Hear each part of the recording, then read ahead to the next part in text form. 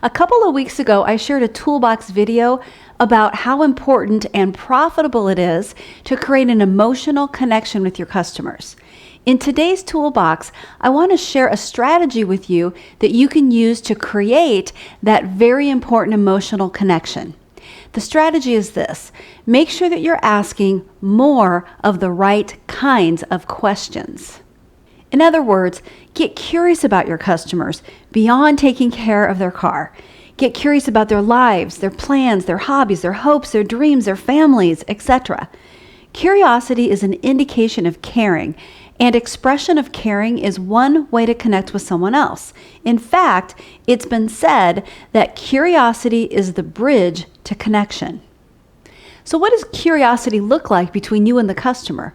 Well, that takes us back to asking more of the right kinds of questions. There are 5 types of questions.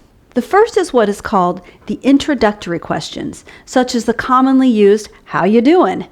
The second type of question is called the mirror question, and basically, it's the act of mirroring back the question just asked of you, such as, "I'm fine, how are you doing?" These questions are used more as a salutation or a greeting, and not surprisingly, they don't create any kind of real connection. The third type of question is the closed-ended question. These are questions that can be answered with a yes, a no, or some other one-worded answer. Examples include, who's your favorite team? Which can be answered with a one-word response such as Vikings, Cowboys, Patriots, or any other team, for example. Other closed-ended question examples include, is your car running rough? Which could simply be answered with no. Or, are you hearing any noises while driving? Which could be answered with one word, yes. Sometimes closed-ended questions are necessary when you just need a quick answer. However, they don't yield very much information, so they're not useful when it comes to building an emotional connection between you and the customers. Closed-ended questions should be used sparingly. The fourth type of question is the open-ended question, which are questions that cannot be answered with yes, no, or some other one-word response. Examples include, what do you think of the Olympics getting canceled this year? Or, how is your car running at various speeds? Or, what type of noises is your car making while driving? Open-ended questions are especially useful in uncovering information or learning something new, which is exactly what you're trying to achieve when you're trying to build a connection emotionally with your customers. The final type of question is the follow-up question. Follow-up questions seem to have a special power. They signal to your customer that you are listening, that you care, and that you want to know more. Some examples include, how likely do you think it is that the Olympics will be held next year? Or what else is going on with your car? Or when did you notice those noises? People interacting with someone who's asking great follow-up questions feel respected and heard. Open-ended questions and thoughtful follow-up questions are the keys to building emotional connections with customers. Let me show you a couple examples of closed-ended questions, open-ended questions, and follow-up questions so you can see how each type yields a deeper level of connection. You can see across the top the various types of questions being asked.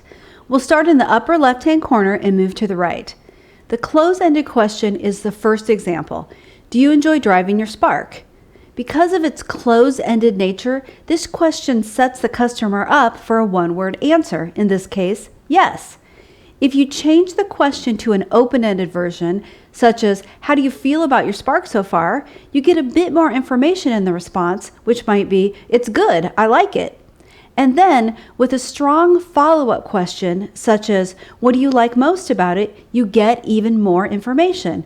Oh, it's so easy to find a parking spot. I can fit anywhere, and the GPS is great. Let's look at one more example together. Let's say you say to a customer, I see you have clubs in your car. Are you a golfer? This is a closed-ended question that yields most likely a one-word answer. Yep. If the question would have been open-ended, such as, I see you have clubs in your car. What's your favorite course around here? You most likely would have gotten a response with more information, such as, Rolling Hills is my favorite. If you then ask a great follow-up question, such as, I've heard of Rolling Hills, but I haven't been there yet myself. What sets it apart from the rest? You are likely to get much more information, perhaps something like this. It's so well maintained, and it's just an absolutely beautiful course. The owner is a good guy too, very friendly and honest. My score stinks most of the time, but then again, that's the case anywhere I go.